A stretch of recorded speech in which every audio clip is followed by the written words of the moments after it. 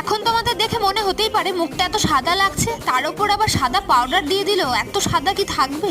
কিন্তু এরকম সাদা কিন্তু মোটেই থাকবে না, পাউডারটা পরে ঝেড়ে দেওয়া হবে। এটা হচ্ছে বেকিং পাউডার দেওয়া হয়, পরে এটা ঝেড়ে দেওয়া হয় যাতে মেকআপটা ভালো সেট থাকে। কিন্তু তোমাদের এটা দেখে ভয় পাওয়ার কোনো কারণই নেই।